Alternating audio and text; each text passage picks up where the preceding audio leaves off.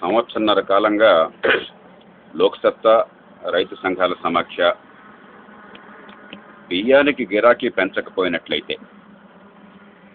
బియ్యానికి లాభసాటి ధర, కనీసం పెట్టిన ఖర్చు వచ్చే ధర రాకపోతే రైతు నాశనమైపోతారు.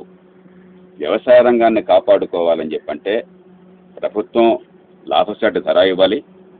రెండోది, మార్కెట్లో ఇతర దేశాల్లో ఏ రేటు ఉందో ఆ రేటు మనకు వచ్చేందుకు ఏర్పాట్లు చేయాలని చెప్పని గట్టిగా వాదిస్తున్నారు. అసలు ఎగుమతులు అవసరము, లేకపోతే మన బియ్యం ఉత్పత్తిదారులు నష్టపోతారన్న వాదనని గట్టిగా పైకి తీసుకొచ్చింది ఈ సందర్భంలో. ఈ సంవత్సరం ఏప్రిల్ 27వ తారీఖున నేను గంటసేపు ప్రధానమంత్రి గారితో కూర్చుని చాలా గట్టిగా ఈ విషయం మీద వాదించాను. అలాగే foreign trade director general Anoop Pujari ఆయన వచ్చినప్పుడు కూడా ఈ విషయం గట్టిగా చెప్పడం జరిగింది. జాతీయ స్థాయిలో ప్రణాళిక సంఘం కానీ, ప్రధానమంత్రి ఆర్థిక సలహా మండలి చైర్మన్ రంగరాజన్ కానీ, అలాగే దేశ ఆర్థిక సలహాదారు కౌశిక్ బాసు కానీ, వీరందరినీ కలిసి సవివరంగా చెప్పడం జరిగింది. అలాగే రైతు సంఘాల నాయకులు, ఆర్థిక మంత్రిని, వ్యవసాయ మంత్రిని, ఇతర మంత్రులను కలిసి మళ్ళీ చెప్పారు.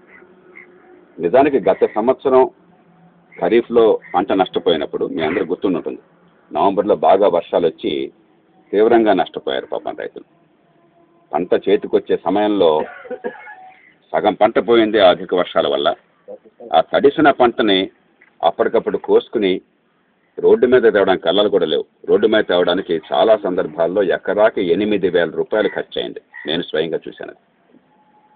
ఆ సమయంలోనే అడిగాం ప్రభుత్వాన్ని, అయ్యా మీరు కొనలేరు దీన్ని, మీరు ఎంత బ్రహ్మాండంగా కొంటామని